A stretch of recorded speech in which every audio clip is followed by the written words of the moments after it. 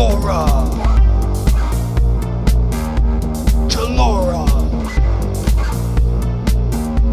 Chelora. Chelora. I'm here with Chelora, who is joining me from a glade somewhere.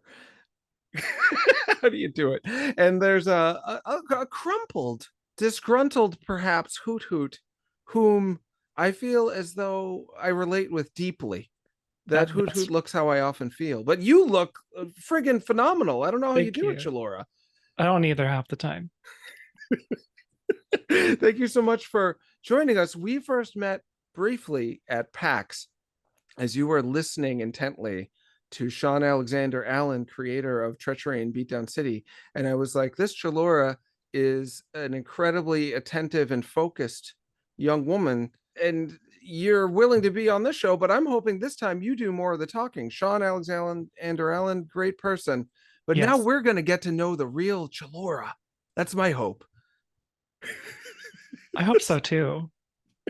So tell me a little bit about how you got the idea for fusing your interest and passion for video games with drag and gender performance. I would definitely say it was a lot of trauma. Trauma. Yeah. The T word, yes. Even worse than the D word. Drama. Good painful. Old trauma. Maybe little drama. Maybe. Yeah. The drama of the trauma. They rhyme for a reason. So it was trauma that brought you to want to bring them together? Yes. So I didn't know how to express my own like femininity and things like that. And you see a lot of these fierce slay divas in video games, you know, like some of my favorites are like Lindis from Fire Emblem, or, you know, pick one, there's a million, Bayonetta, all of those. And, you know, you can empathize or want to be those people, but when you do drag, you kind of really can be those people. So it's an exaggerated version of femininity, at least for queen makeup anyway, that you can kind of almost be like them to a level. Interesting. I have never done drag myself. I've never done drag myself.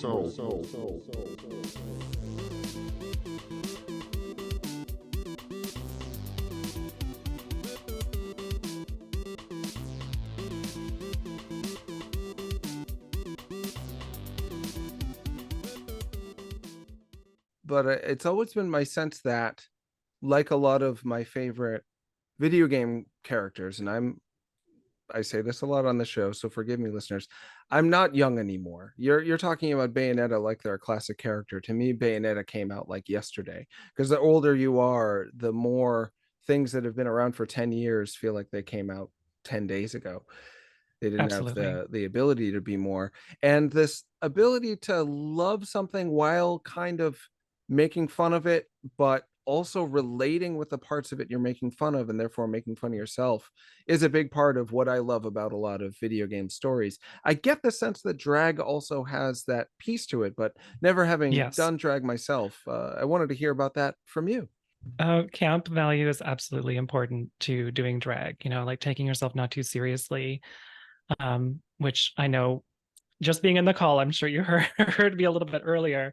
You know, sometimes contouring and doing all this makeup is like rolling around in cat shit. So, but you don't look like you didn't take it seriously. You look like a work of art, like a beautiful pig. I'm only calling it as I see it. It takes an incredible amount of patience and focus to do what you do. When I'm not like this, I'm usually a wrinkly old lady or a horse girl. And like, that's where I definitely take the physical to camp as well, as opposed to just beauty. Do you actually get in makeup to be a wrinkly lady? Yes. Wow. I'm not a wrinkly lady under this. I didn't think you were. I wasn't sure if you were being super self-depreciating or if you actually Go I mean, for one the day I won't have to paint it on, and that'll be the easy time. What is a horse girl? Forgive my ignorance. Like growing up, there's like, maybe not for you, I don't know, maybe it's a generation thing, but there was always like that one girl named like Shannon or Mackenzie who had like super long brown hair, and she just was obsessed with horses and wouldn't shut up about them. You know what I mean? I do. That's a horse girl. So you do a horse girl performance too? I only did that one recently, and it was very goofy, just silly, like very like Valley Girl. So I do like some role play sometimes just to like change it up, just be goofy, silly. I originally did an old lady character who is a gold digger. She's literally lived from the beginning of time. She's a fossil. And she used to like be in love with Chris Hemsworth, and so like she was like angry with Miley Cyrus for a while, and she was an advice columnist. So you could like troll her, you could ask serious questions, just have fun with her pretty much. And she would answer as a crazy old lady. And I eventually used her as a tool to overcome my fear of horror games, because if I didn't have to experience it, then I wouldn't be scared. Wow. So I used her as a character to overcome my fear of horror games. And now I love horror games. So in character and out of character? Yeah. Wow. So interesting. Our sense of ourselves does so much to influence what our automatic responses are to things. Like, I don't like spicy food, and I know part of that is because I've told myself so many times I don't like spicy food, and I've had bad experiences of it. I wonder what would happen if I really, like you, were able to embody a character. And if you don't mind me asking, how long did you stay in character as this old woman who loves Chris Hemsworth and apparently also likes horror games and money? Somehow it's like mentally very taxing. So I used to do her for maybe a couple hours at a time, and then one time for the horror game I was like, okay, well, I want to get through the game. So I did her for maybe like 6-7 hours to get through a couple horror games. Oh my God. I had a lot more energy that day, I don't know, but afterwards it's like you just don't want to exist for a while. Well, yeah, to be someone you're not, who is also you, who is an expression of you. And that's my best way of trying to explain that kind of character acting or method acting, right? Improv, as I can for someone who hasn't done it. It is really taxing. I've heard Meryl Streep, and you remind me of Meryl already, a young Meryl, who she once said in an interview, do you know who Meryl Streep is? Is she even relevant anymore? I love Meryl Streep. Okay, what a relief. She once said that after really giving it all she can on set for a while, she goes home and doesn't even know who she is anymore. She looks at Meryl Streep as a brand, as a concept, but as a person, there's no Meryl Streep left. She's emptied her out. She's been someone else all day. And when she's ready to go home and be her normal self again, she can't even find that person, or that person's too exhausted to even show up. So it sounds like you did that as the gold digging Miley Cyrus. You're the streaming Meryl Streep as far as I'm concerned.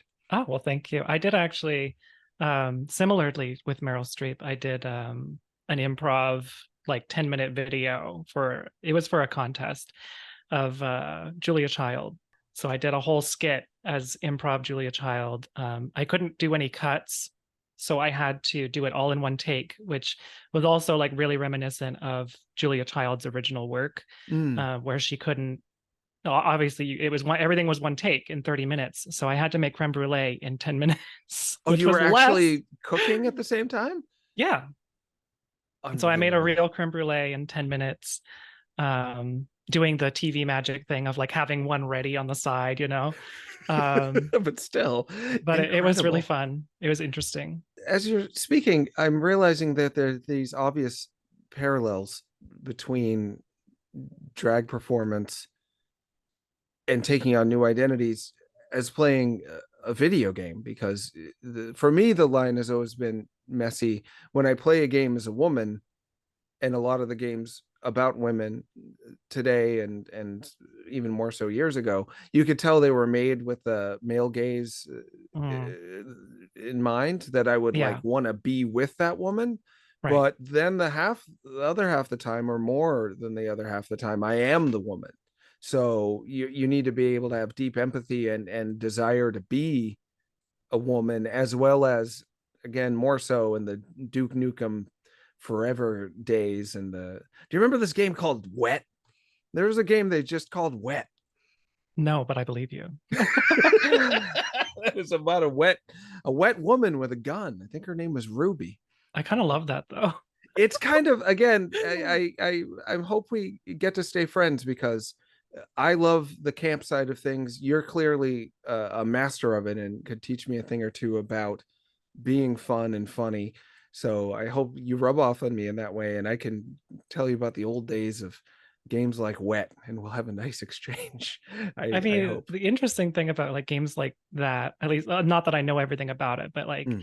people might think that it's misogynistic or like sexist and it's meant for the male gaze. But at the same time, like people like me can kind of like, I don't know, like appreciate like how beautiful and sexy she is without necessarily objectifying her, if that makes Hmm. sense. So like I don't know. I maybe I'm just looking at the glass half full thing as opposed to like what it's meant to be, but Well, I love that, and I would never diminish a positive perspective. And I've talked to many women over the years who say, don't make fun of Lollipop Chainsaw or Bayonetta, or because those are my girls. Like, I love their over the top, powerful, but cheeky and campy expression of femininity. That's who I want to be. absolutely. And who would want to take that from anyone? Speaking of which, there was a Nintendo Direct today, and Yes. to me, one of the most sincere but can't help but be campy, to me anyway, women characters who's been around for a whole long time is Princess Peach. I mean, her name is literally, she's literally named after a succulent fruit, and Mm. yet she's, and pink, but at the same time, very keeping people at arm's length, and does a lot of performance. She, to me, is a character who has always given me that royalty feeling of, you don't know the real her. She's got to do it for the subjects. She's got to represent the country, just as real royalty. And the British royals I'm thinking of specifically have talked a lot about how they never got to really be themselves because they had to play this character from the start. She's playing a character in her new game. She's apparently on stage the entire time. I don't know if you saw the trailer. I was wondering, as someone who maybe has thought about Princess Peach as one of the most popular women characters in games, what you thought of the direction they're going in with her. I think it's definitely good. Although I kind of wish, I don't know, when I saw it, I was originally thinking like, oh, she's gonna have her own adventure, Mm-hmm. like, or her own spin-off, kind of like I don't remember what the name of it, but like the Nintendo DS one where Oh, she sure. had emotion magic. Yeah, Super Um, Princess Peach, I think that one yeah, was called. Yeah. but I'm interested to see the direction they take this in because I'd love to see her in more powerful roles, if that makes sense. Mm-hmm. Because like, and maybe this is a powerful role for her, which would be good. Even if it's not necessarily like strong, powerful women, like I think it will be good anyway, just for her to be in a starring role. Mm-hmm. But I love all the moments I've seen in like Paper Mario and things like that, where she's like baking cakes and all these things. But I would love to see her in like, I don't know, like when you see her in like Mario Strikers and Mm. she's like badass and like kicking soccer balls and like I don't know, it's just like such a change of pace Mm. for this sort of almost like porcelain doll kind of Mm-hmm. character that we just kind of pick up and we plop on Bowser's lap and then take her and put her back in her castle when we're done. Like it's just Yeah, I couldn't agree yeah, more. I don't know if you saw the Mario movie, but they definitely made her more the Mario Strikers version of Peach for that, which was nice. This does feel like a potential step back a little bit, but we've only seen like 45 seconds of it. exactly. The role Nintendo has given to the tough princess has often been Daisy, and they've shied away from featuring her very much. I think because of that, because they're a little afraid to buck gender norms. But in the new trailer for Super Mario Wonder, they reveal that Daisy is playable, and she apparently has like brute strength and is in some sort of muscle contest with a big old turtle Yeah, boy or something. I wondered what you thought of Daisy getting to be it's playable in that way. I mean, I personally love Daisy. Like Mm. the struggle between picking like Peach versus Daisy is always a tough one. Mhm. And I don't know, it's interesting to see how they've developed Daisy's character over the years, like what identifies Daisy versus identifies Peach. Because Mm. originally they were just sort of both princesses, like one for Luigi and one for Mario. But I feel like Daisy is kind of more like one for Wario. Mm. And so she's kind of buff like Wario, and Wario's kind of buff. And I don't know, I'm seeing more of that as opposed to like with Luigi. Mhm. And I'm loving it. I'm here for it. I want to see her kicking ass and doing whatever she wants to do. Me too. I'm curious. There is a lot of uncharted territory for her. And it was just spelled out to me recently that if you take the P in Peach and flip it, it could be a D, lowercase, for Daisy. So that goes along with what you're saying with Wario being Oh, the true. Mario flipped. So I couldn't agree more that I hope they go in that direction. I just want to throw this in just for fun while I'm Love it. here. Mhm. But it is just an interesting fact that I love about the Mario universe with like just in relation from like hopping from Daisy to Wario is that in an edition of Nintendo Power, Wario and Waluigi were written to have a canonical romantic relationship. Wow. And it's just like a queer identity thing that they've never gone back to, or, you know, it's just interesting that like Nintendo Power put this out and then it's just like radio silence because they probably didn't want to talk about it anymore. I just My think it's so God. weird. I So gotta find that. That's if I so have the interesting. clip, I can send it to you. But I just wonder if Daisy could also represent, if we're gonna make Peach cishet, Mm. maybe Daisy could be something else. We don't She's know. definitely more, I wouldn't say masculine, but definitely less going for the porcelain doll, trying to Absolutely. be the picture perfect idea of femininity. Mhm. I couldn't agree more. Was there anything about the direct that really stuck out to you as interesting or different for Nintendo? The thing that kind of stuck out to me about the direct was just besides like the things that I was excited about, I was happy to finally see like people of color in Pikmin Mm. because we've never had that. Hmm. As like one of the The pilots or yeah. the rescue team, I think they're called this time. When I saw it, I was like, oh, finally, like because I love Pikmin. So like I don't know. I get so sad sometimes that Nintendo is just so exclusive of everyone. Like Hmm. they don't want to talk about it. They don't want to make it visible. They don't, and then like maybe it's not on purpose or whatever. But Hmm. purposeful inclusion is important these days, in my opinion. Yeah, I couldn't agree more. I think that Nintendo is essentially done with introducing new mascot characters Right. to try to lead their games. It's always designing your own character. The new Pikmin, you actually design your pilot, and I believe you can make them a person of color if you want. Oh, great. Splatoon, it's the same way. I feel like they're going that way with Zelda. I would not be surprised if the next iteration of Link is someone you design from the ground up, because the new Zelda games, I'm constantly changing Link's clothes to dress him like Tingle, to dress him like a woman, to dress him like whoever I want. There's so many options.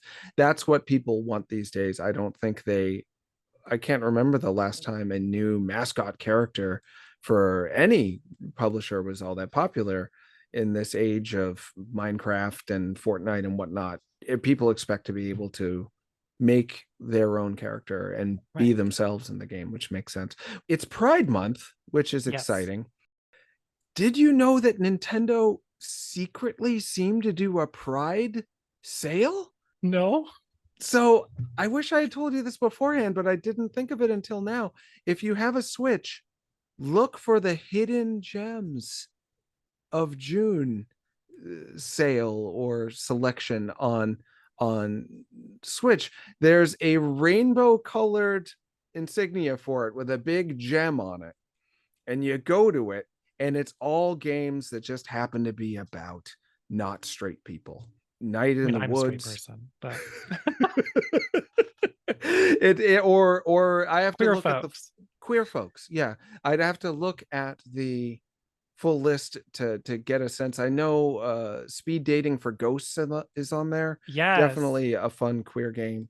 A lot of them just seem to, but they won't come out and say it. As you're saying, you get this sense that Nintendo has people there who really want to be progressive and to bring the company up to modern standards for social intelligence. If sorry to be blunt, I write for a fake Nintendo Power magazine called Nintendo Force. I clearly Oh, like Nintendo. yeah. Yeah, I'll try to send you an issue. Maybe we can even get you in there somehow. That'll Yeah, be my would love dream. that. Yeah, it'll be fun. But they are, as far as I can tell, from the top down, somewhat behind the times. But I get the sense there's people there that really want to do better.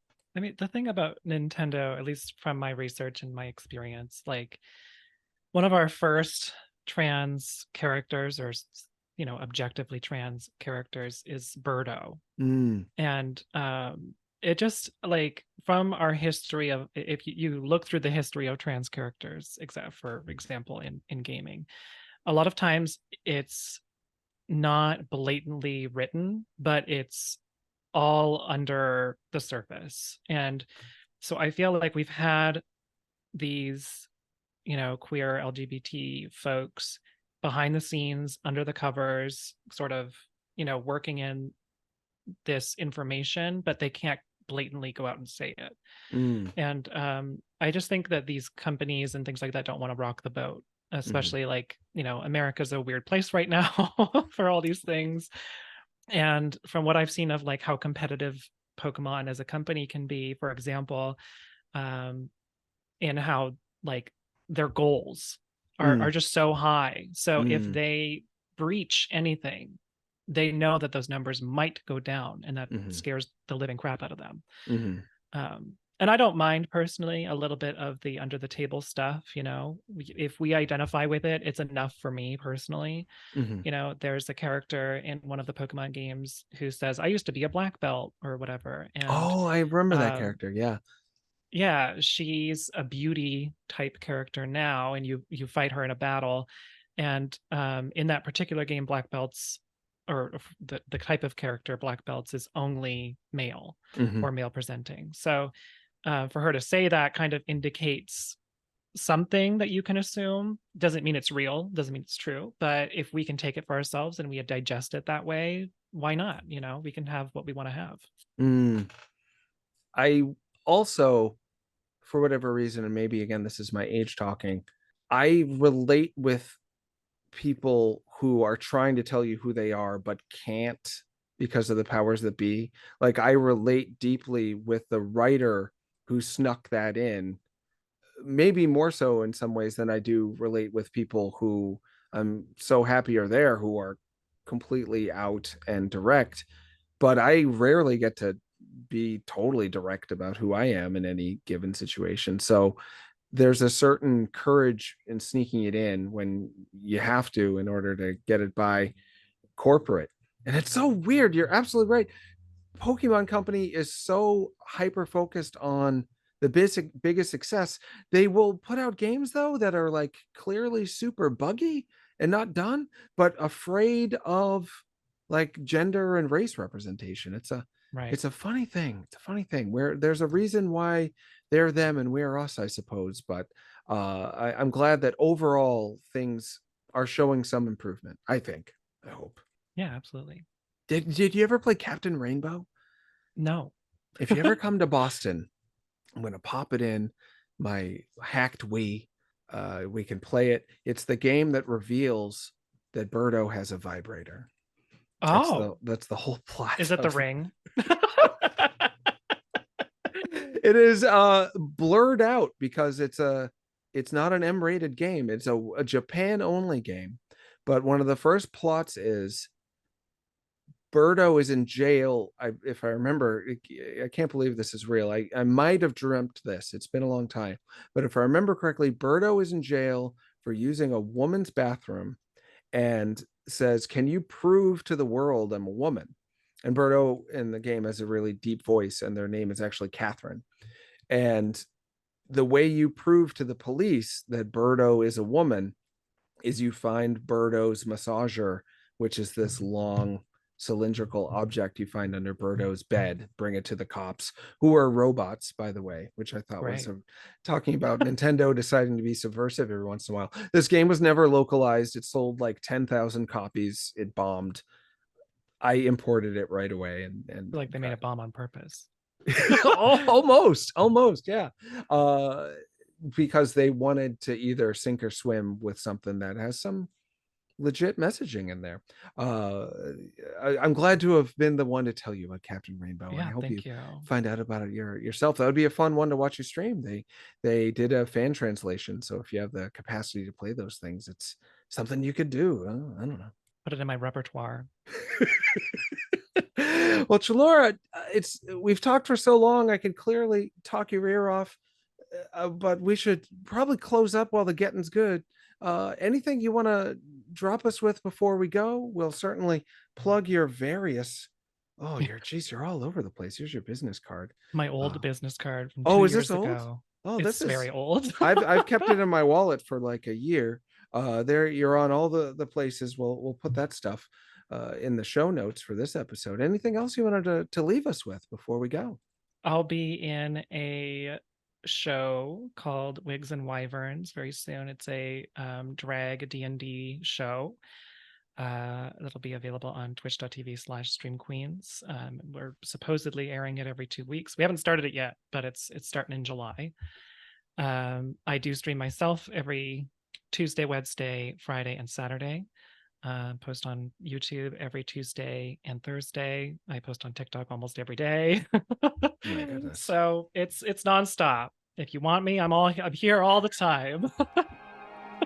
Chelora, thank you so much for joining us on the show. Yeah, thank you for having me. The hills are alive with the sound of wham! With songs they have sung for 1,000 wham!